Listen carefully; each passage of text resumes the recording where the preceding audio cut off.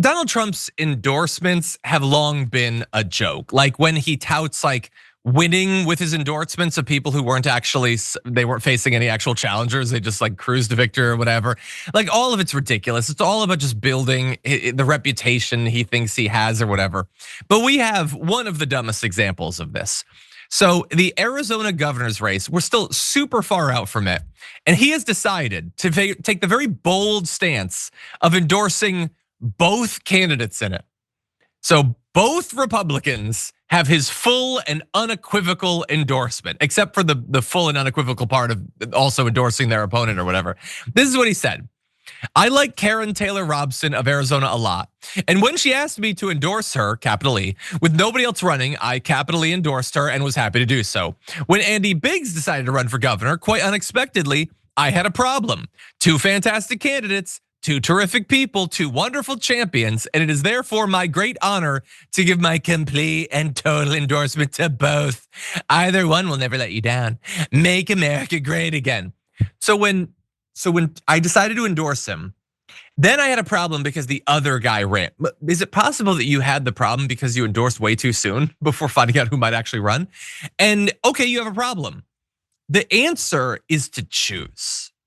The answer is not to endorse both because you don't know who's gonna win yet, and you can't take the possibility that you'll endorse one and they'll lose. So you just endorse both, which means that your endorsement is literally definitionally irrelevant in this case because it provides no guidance to Republicans on who they should support.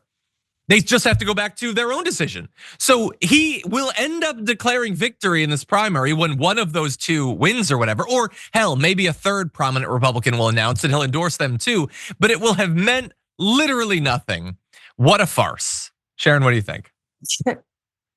That's what he's built on, is farce and comedy. And yet, for some reason, people have a need to believe in this guy. He is just, it's so easy for me to see through his nonsense. I don't understand why other people just cannot. It's a fascinating case study. If he didn't have his little nubby short fingers in so many things, like little tiny short circuited tentacles that are doing disaster. He's Trump going Trump till the end, baby. Yeah. By the way, you can like more than one candidate in a race. Like for instance, like if we were to throw around names for like 2028, there might be multiple candidates. And I might say they'd all be great or whatever. You know what I wouldn't say? They have my complete and total endorsement, because that's not what those words mean. But he has to put it on the record so that he can get like the credit that will mean literally nothing. But by the way, it's possible one of them will win. Arizona's a state that can go either way or whatever. I just wanted to briefly remind everyone of his last champion in that race, which of course was Carrie Lake. She's still around. She is continuing to push the claim that Katie Hobbs, the Democratic current Arizona governor, quote, did not win the election.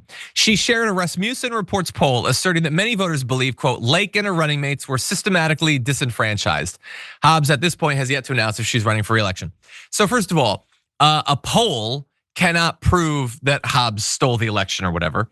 Also, it's Rasmussen. You know why you chose Rasmussen. Like if you're gonna find anything that's gonna give you the result you want, it's gonna be Rasmussen. And that's great that you got a poll that shows that. Would you care to provide some evidence to a court? Oh, sorry, you've been trying to do that for literally years and you failed literally every time. So look, the joke in the end might be on us because there's almost no chance that either of the two people Trump has endorsed will be as big of clowns as Carrie Lake was. She was like a uniquely terrible candidate. So I guess they have a better chance this time around. But I am curious, as we cruise towards these midterms, the Republicans are gonna be weighed down by how terrible things are going, how bad the economy is. And Trump in the past has generally not been able to stop himself from endorsing like the worst of the worst, the Herschel Walkers and the Carrie Lakes and the Dr. Oz's and all that. Like I wonder if he'll do that, if he'll make the midterms even harder for himself and his party again. Any quick thoughts on that? I'm looking forward to it if he does. I enjoyed the whole vampire werewolf thing here in Georgia. It was just fantastic, okay? I mean, this is the guy. He brought a badge. He thought this made him. He was deputized. It was a plastic toy badge, but he was serious. So I look forward to it. Bring it on, because he's all powerful, this king, and I'm sure he's going to give us lots to talk about. Big personalities. Yeah, I love it. Like, he really thought the badge, and he thought that werewolves were cool dudes. I felt sorry for him. At WrestleMania, when Travis Scott walked out with like the hardcore championship belt or whatever, like, I like to imagine that he doesn't actually think he's the hardcore champion. But there are people crazy enough to be like, no, I got the thing. I have the prop. This is real. This why not? I mean, they have Donald Trump as their champion, a guy who convinces them that the truth is just whatever they want it to be, whatever makes them more comfortable.